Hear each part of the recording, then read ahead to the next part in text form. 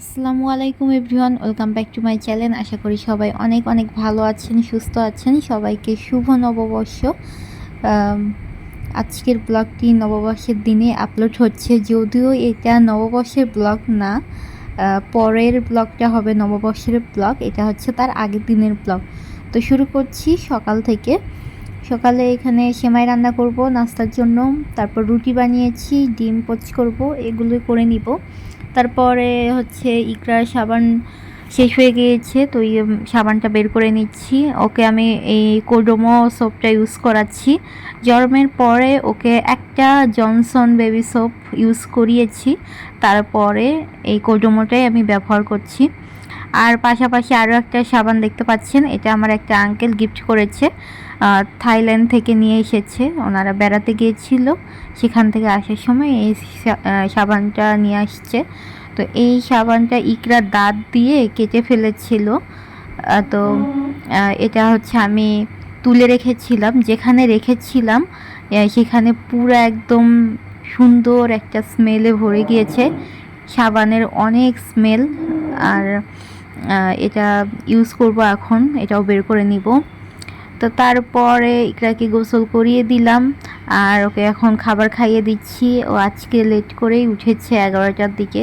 তারপরে গোসল করাতে করাতে 12টা বেজে গিয়েছে। আজকে বাইরে একটু রোদ ছিল, তাই ওকে স্যান্ডেল গেঞ্জি পরিয়ে রেখেছি। অনেক দিন পরে ওকে স্যান্ডেল গেঞ্জি পরালাম, অনেক কিউট লাগছিল। আর সেমাই খাচ্ছে। খাওয়ার মধ্যে এই সেমাই সুজি এই দুইটাই একটু খায়, তাছাড়া কিচ্ছু খায় না। ভাত খায় না, ডিম খায় না, আর মাছটা একটু মাঝে মাঝে খায়। তো ওর সাথে আমি খেলছিলাম আর খাওয়াচ্ছিলাম।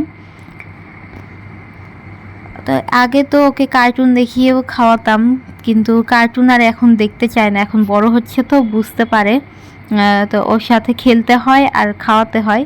তো সেমাই খাওয়ানো হলো, এরপর পিঠা ভাজছে আম্মু। তো সেদিনে একটু গুড় রয়েছিল, তো গুড়গুলো শেষ করতে হবে, তাই আবার একটু পিঠা ভাজতে গেল। আজকের পিঠাগুলো ভালো হয় নাই, আম্মু অনেক আফসোস করছিল যে পিঠাগুলো কেমন যেন হয়েছে, একদমই ফোলে নাই। তো এই যে কড়াইটা, এটা হচ্ছে আমাদের আরেকটু ছোট কড়াই কিনতে হবে, একটু গর্তওয়ালা, ভালো হবে। আর তাছাড়াও আমাদের বাসায় যে চালের গুঁড়া ছিল, এগুলো অনেক দিনের চালের গুঁড়া ছিল, তাই হয়তো বা একটু নষ্ট হয়ে গেছে বা কিছু, পিঠা ভালো হচ্ছিল না। যাই হোক, ওগুলা খাওয়া হলো। তারপরে বিকালের দিকে এখানে মাছ নিয়ে আসছে, তো রুই মাছ নিয়ে আসে, আমাদের তো কাটিয়েই নিয়ে আসে। তো আজকের মাছটাও কাটিয়েই নিয়ে আসছে, কিন্তু ওদের কাটা আমার একদমই পছন্দ হয় নাই। এই যে বড় মাছ, তো মাঝখান দিয়ে একটু কাটবেই, সেটা প্রবলেম না, কিন্তু এই যে এত মোটা সাইজ করে কেটেছে, এর মধ্যে না ঢুকবে লবণ, না ঢুকবে মশলা, খুবই বিরক্ত লাগছিল। আর কাটার কোনো একটা মানে সিস্টেম নাই, যে একটা টুকরো করবে একটু সুন্দর করে করবে, সেটা হয় না। পেটিগুলো সুন্দর হয়েছে, কিন্তু যে পিসগুলো ছিল গাদার পিস, সেগুলো একদমই ভালো হয় নাই।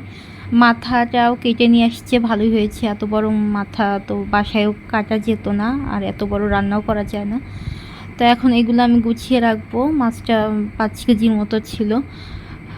তো বড় মাছই কিনে আমাদের, ইকরা মাছ খেতে পছন্দ করে, তো ছোট মাছগুলোর আবার কাটা বেশি হয়। আর আমরা তো রুই মাছ, কাতলা মাছ, এই মাছগুলো ছাড়া অন্য কোনো মাছ বেশি পছন্দ করি না।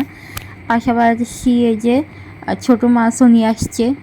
এই ছোট মাছ দেখে আমি খুব রাগ করেছি যে ফ্রিজে অনেকগুলো ছোট মাছ আছে, এর আগের দিনও একবার নিয়ে আসলো, সেগুলোও রয়েছে, এখনও খাওয়া হয়নি, আবারও কেন নিয়ে আসছে।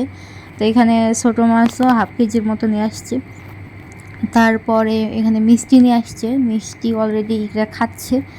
তো মিষ্টি ওর যাবে, সপ্তাহখানেক যাবে, একটা করে খায়, প্রতিদিন একটা করে মিষ্টি খায়।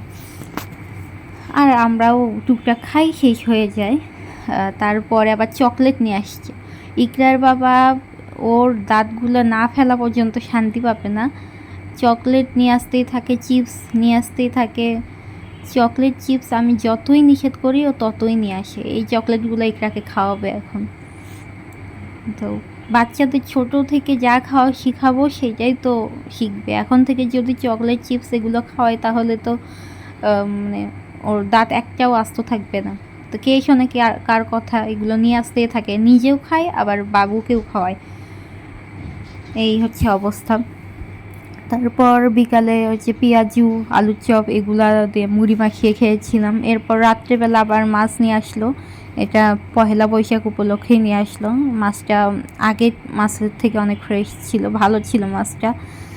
তো এগুলো কেটে নিল, আপেল তারপর পেয়ারা এগুলোও নিয়ে আসলো, ওগুলোও মাখিয়ে দিলাম, সেগুলো খেলো। আরও নিয়ে আসছে এখানে বেকারি থেকে বাটার বান, তারপর বিস্কিট কেক এগুলো নিয়ে আসছে। বাটার বানটা আমাদের আবার সবাই পছন্দ করছে। তো এগুলাই আজকে বাজার সদাই দেখালাম আপনাদের সাথে। সবাইকে নববর্ষের অনেক অনেক শুভেচ্ছা রইল। আমি নেক্সট ব্লগে আমাদের পহেলা বৈশাখের দিনের ব্লগ শেয়ার করব। আল্লাহ হাফেজ।